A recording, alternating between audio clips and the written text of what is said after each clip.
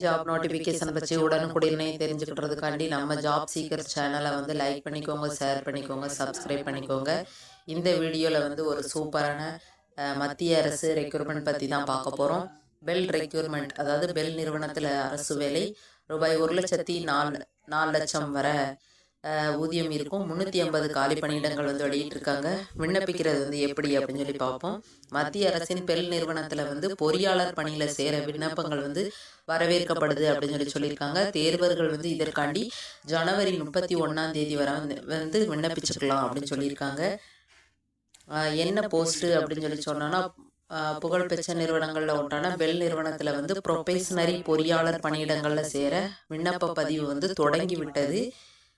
என்ன பணியிடங்கள் எவ்வளவு அப்படின்னு சொல்லி சொன்னோன்னா, ப்ரொபேஷனரி பொறியாளர், அதாவது எலக்ட்ரானிக்ஸ், இதில் வந்து 200 காலி பணியிடங்களும், ப்ரொபேஷனரி பொறியாளர் மெக்கானிக்கல் இதில் வந்து 150 காலி பணியிடமும், மொத்தம் 380 காலி பணியிடம் வந்து வெளியிட்டிருக்காங்க. இதுக்கு மாத ஊதியம் என்ன கொடுக்காங்க அப்படின்னா, அடிப்படை ஊதியம் வந்து மாதத்துக்கு ரூபாய் 40,000 முதல் ரூபாய் 1,40,00,000 வரை கொடுக்கறதா சொல்லியிருக்காங்க. 40,000 வரை கொடுக்கறதா சொல்லியிருக்காங்க. அடிப்படை ஊதியத்துடன் தேர்ந்தெடுக்கப்பட்ட விண்ணப்பதாரர்கள் வந்து டிஏ, ஹெச்ஆர்ஏ, போக்குவரத்து உதவித்தொகை, செயல்திறன் தொடர்பான ஊதியம், மருத்துவம், திருப்பி செலுத்துதல் மற்றும் அனுமதிக்கப்படும் பிற சலுகைகள் கூடுதலாக பெற தகுதியுடையவர்கள் ஆவார் அப்படின்னு சொல்லியிருக்காங்க. அடுத்து பிஇ, பிடெக், பிஎஸ்சி பட்டதாரிகள் இந்த பணிக்கு வந்து விண்ணப்பிக்கலாம்னு சொல்லியிருக்காங்க. வயசு வரம்பு என்ன இருக்கணும் அப்படின்னு சொன்னால், அதிகபட்சம் வந்து 25. பொது பிரிவினருக்கு வந்து இதில் தளர்வுகள் வந்து உண்டு அப்படின்னு சொல்லியிருக்காங்க.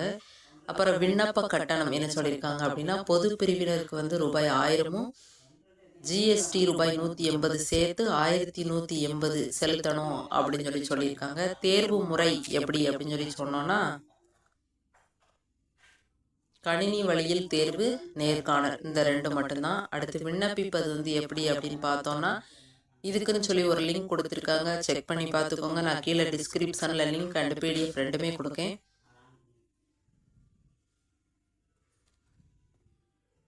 அவ்வளோதான் ஃப்ரெண்ட்ஸ். இன்னொரு வீடியோவில் வந்து இது மாதிரி ஒரு ஜாப் நோட்டிஃபிகேஷன் பற்றி பார்ப்போம்.